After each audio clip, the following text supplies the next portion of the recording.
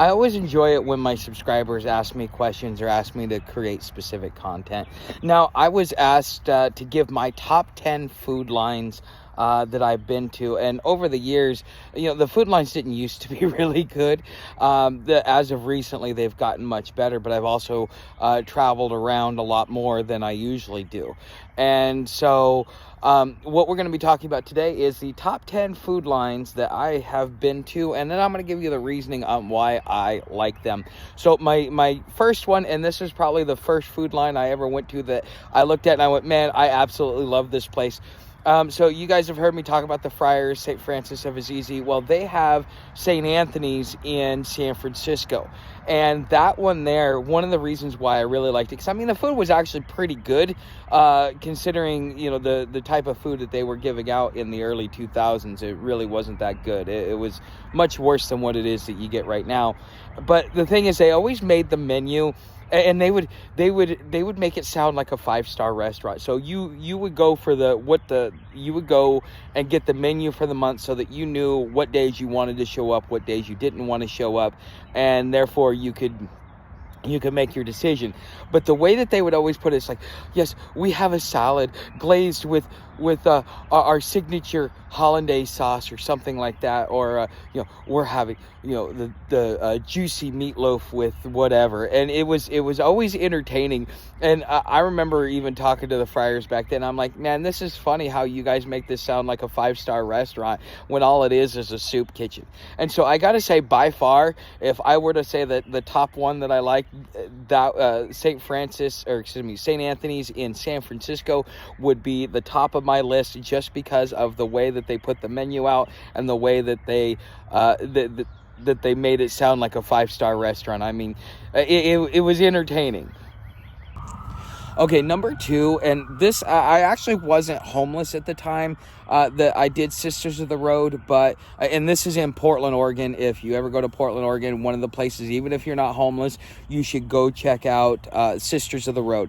Now, Sisters of the Road, they would charge you $1.25, and this is like 2001, 2002.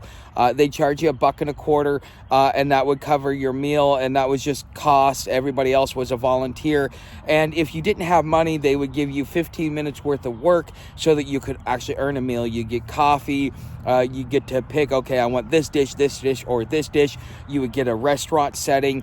And so therefore you would go in, you would sit down, you would get your food, you would eat, and they would serve, hundreds of people every day that way. And, it was probably one of the top food lines that I've been to. Again, like I said, I went to this one before St. Anthony's, but I was not actually homeless at this point in time. I was actually on the verge of it. And again, you could use food stamps, you could pay in cash, or you could do work, and then you would actually get a quality meal that was made with good ingredients.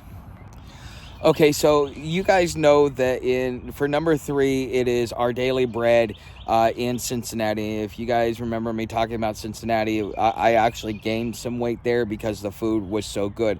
Our Daily Bread was a place that you would go to. I think they were open from like 8:30 or 9 o'clock to about 1 or 2 o'clock in the afternoon. And one of the things that I really liked about it is, one, you could go through the line as many times as you want.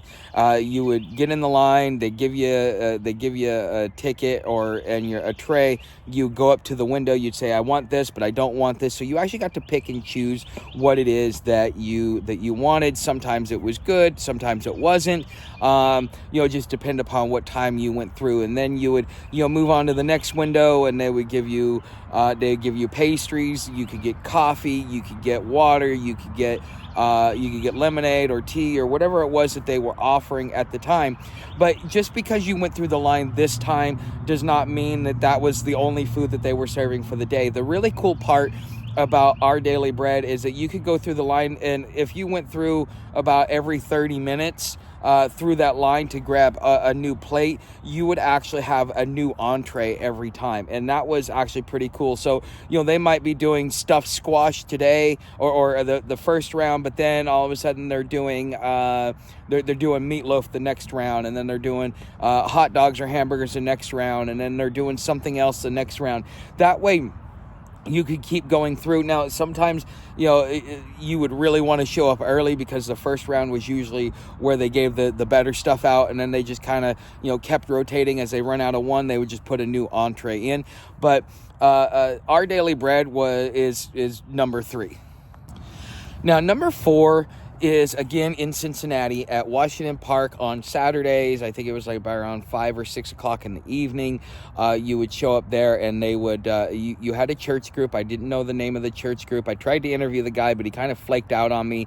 Oh, well, I would always go there because on Saturday, that was the one meal a week that I looked forward to. Not because it was some extravagant meal or anything else like that. It was the same thing every time, but it was always really good, really filling. And if I didn't eat much during the week, especially when I first got there, I kind of had to catch up on a lot of the not having food in Chattanooga before I got there. So anyways, it would be rice covered with gravy that had chicken chunks in it, and mashed potatoes, and usually like a piece of bread or a muffin or something like that. And then they would give you a pastry. They would come down the line, and they would give you Kool-Aid or whatever it was that they were serving for the drink. It was never water. It was always something other than water, and it was honestly one of my favorites, and it was the one that I look forward to more than anything when I was in Cincinnati. Okay, so number 5 is the Parish Kitchen in Covington, Kentucky. If you guys have heard me talk about how Covington's like one of the top 3 places I would like to be, to be homeless. One of the things that I really liked about it is that you went through the line. You could only go through the line one time. They had a really nice indoor setting where it was kind of like a restaurant. You kind of had that ambience. You had a rack where you had to put your bag, but you could keep an eye on it because a lot of places now want you to get rid of your bag. But the thing is, you would show up. You could always get chocolate milk. They always had a really good sweets. The entrees were always, it was like eating at home. That's one of the reasons why I really liked it. It was when I was over in Covington, when I crossed the bridge over into Covington, that's one place that I would always make sure to stop by during the week when they would do their feedings, because honestly, it was the best food that they had in Covington. Number 6 is the Washburn Center in Pensacola. Now, I have my issues with them, but that's because I have a dog. Okay, with if it was just me, I wouldn't have had an issue. One of the things that I really liked about the Washburn Center is that when you showed up, you would come in the gate. They always had pastries, and it would always be a variety of it, plus coffee. So in the morning, when you want your pastry, your cup of coffee, your cigarette, this was the one place that I always look forward to going there, and then I could always go over and charge my phone while I was doing it. But this was one of the things that I really looked forward to when I was in Pensacola, and then afterwards, because I would leave, because if you're staying there for most of the day because you're waiting for a shower or your laundry or whatever, then they would give you a bag lunch after 10 o'clock. But if you did not want to stay around and you're just coming in for coffee, pastry, and you're going to get on the road, you could go up there beforehand as long as you were leaving the property. And they would give you a bag lunch, and you got to pick and choose some of the things that were in there. And even they would give you dog food there at the window, but it's only like maybe not even a day's worth of dog food, maybe one meal for the dog. But it is what it is. Okay. And quite frankly, Sam started throwing up after eating their dog food. So that's why I stopped buying or getting the free dog food, is because it's better for me to pay for it and know that she's getting something good than to wonder if they're giving her something that's spoiled or gone bad, and they don't know it. They're just taking it in as donations and doing the best that they can.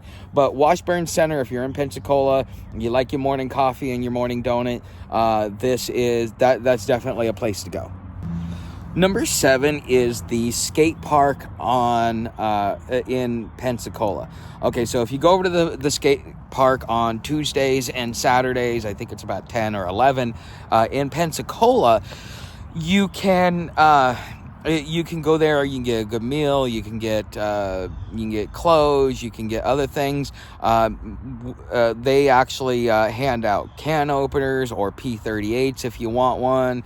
The food there, I mean, you walk away with a lot of food, because not only do they feed you, but then they give you enough to be able to last you for a day or more, because they give you your meal, and then they give you like the non-perishables, like if you want muffins, or if you want this or you want that. And if you have a sweet tooth, that's definitely a good place to go. But you also got your coffee and things like that, because having a cup of coffee is always really good to start your day.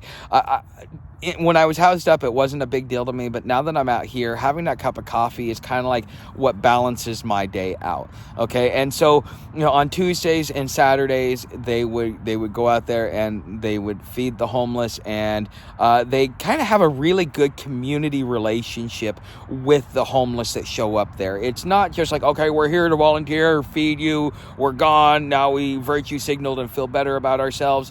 No, they actually care. And so if you remember the interview that I did of the food bank, the gentleman there was actually, I met him at that food line because he volunteers and helps out there.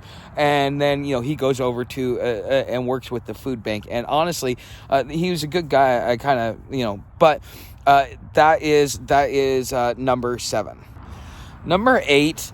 And, again, these aren't in any particular order, but I mean, these are just, I kept going through my brain and go, where did I really like the food? Since I've got here in Shreveport, one of the places that I like, and I'm going to end up going there Monday through Friday. They only serve lunch, but you could go in there and get a shower. You can also get free dog food. And I think they have other things there, but the lunch that I ate there was catered in. We got a sandwich, a chip, a cookie, a bottle of water. Now, that may seem simple, but, out here, that's quality food, because after a while, it's like everywhere else I go, it's here's chicken. And, if you eat chicken all day, every day, eventually you're just going to get tired of it. Like, oh, I hate chicken. Okay. Especially down south, a lot of places, that's all they feed you. But this place actually feeds variety. They have quality food that is brought in, and things like that. So, this is number 8. Number 9 is Waycross, Georgia. Okay, so when I was there with Slack and Fishbone, they actually, we went to the bum feed. They only fed once a day, and they were only open Monday through Friday, but they were a very good place to go eat. You actually got good food, things that were palatable, that you would kind of eat at home, and they actually took care. They prepackaged the lunches. I think that it was catered in. Not 100% sure, but if you're ever in Waycross, there's only one place to feed, and that is a really good place to go feed. Okay, and last but not least, again, just like in San Francisco, you had the Friars with St. Anthony's in San Francisco. St. Anthony's in Cincinnati is actually, they are a little bit better in some ways. They do things a little bit differently than they do in San Francisco. So you would go in every morning, and for your breakfast, oh man, breakfast was actually, that's one of the best breakfasts. I would go there in the mornings, and I go to Our Daily Bread for my lunch. And then, I would go to St. Anthony's for dinner as well. But it's quick, it's easy. The people are personable. The Friars, you'll get to meet the Friar and have a good conversation with him. The line moves really quick. Dinner, you can go through as many times as you want. Breakfast, you can only go through once. So they give you cereal, they give you milk, they give you a bagel, they give you I think they give you a couple other things, but it's actually really good. It's something that that I really enjoyed and really look forward to. Plus, you got coffee, and if you made really nice, they would actually give you another cup of coffee. But you generally only got one cup of coffee and a bottle of water. But these are the top 10 food lines that I've been to, the reasons why I liked them, and what makes them so special. Because most of the stuff that you put in, or that you go to, it's almost like, okay, here's the substance, here you go, and though if it's cronyism or anything else like that, you have to deal with that. So like in Gainesville, that's one of the big things that I disliked about going through their lines, is that if you knew people, they would hook you up. If you didn't, they would skimp you.